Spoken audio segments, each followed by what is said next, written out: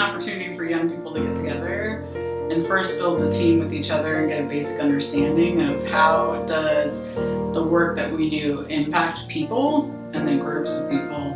And it's an opportunity for them to first build knowledge and then go out and tell their peers. The work that they do is so meaningful and it matters. I think it's a gift. It's like an honor to be there for someone that is like in need of just having to talk to someone. I think that it's a perfect opportunity to do that within a safe environment that's so hard to find anywhere else. Meeting the people is a totally different thing, and how much everyone cares is what stands out to me, and everyone's trying really hard to make a difference and an impact in whatever area they're working on. I trust everyone who I've encountered at SafePlace to really hold that with respect and integrity. Being able to share yourself and your story and being vulnerable can really change how you see the world. I think some people sometimes think that Speak is like a support group. You know, it's like not, but also like it kind of can become that, but in the best way of like supporting each other and like having that friendship and having a space where we can like talk about things in a way that we know there's no judgment. I think like any sort of like group meeting setting is like a really great opportunity to like foster community. And like a lot of times when I've been in things like that, like other stuff like outside of school, it's kind of felt like the community aspect was like forced. But I think really in Speak, it was this past year that I did it, just a very natural group that we kind of had like this really nice like synergy just as like a team and just as basically a group of friends. Yeah, so I think just like having a really strong community of like closely knit peers talking about like really hard topics, I think that is a really great thing that Speak offers. And like to be there for that individual and just to say, yeah, I hear you, it's not your fault. And to just be able to just say those 3 words and you know that person's like, you have lifted like this whole weight off their shoulders.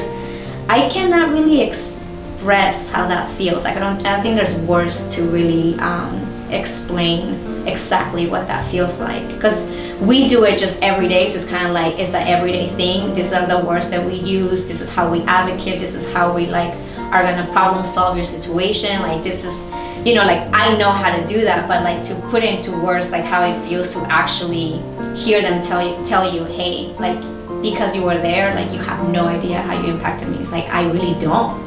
And I don't know, and like that's, I don't know, you can't explain. You just can't. You just can't. You can't explain it. There's no way. There's so many feelings in there.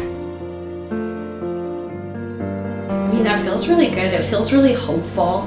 I think part of that hope is seeing that development happen and like being able to know that you were a part of that.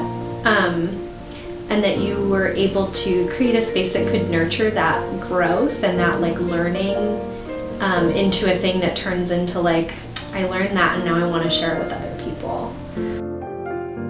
You know, it's a beautiful thing in this work to respond to crisis and to help people step back into their power, but I think the most important work that we do is with the young people, because I think the only way that we can carry out our mission, which is to sustain freedom from violence, is to do the work of Speak and to say, how do we get in front of it, right? It's like the difference between fighting fires and preventing fires.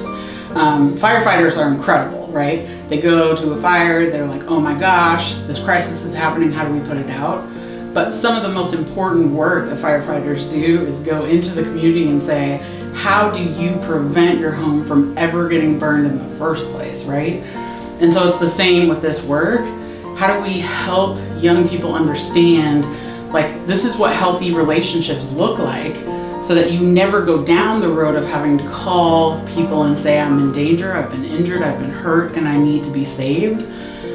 So I think it's powerful. I think it's one of the most powerful things we do. In the beginning, folks feel like kind of alone and kind of like not really knowing like what is their people, like who is my tribe. It's like, but know that at the end of it, you will find your tribe, you will find out who you are, you will find like those values are important, like those things will develop, and if you were at first you didn't know, you will know at the end.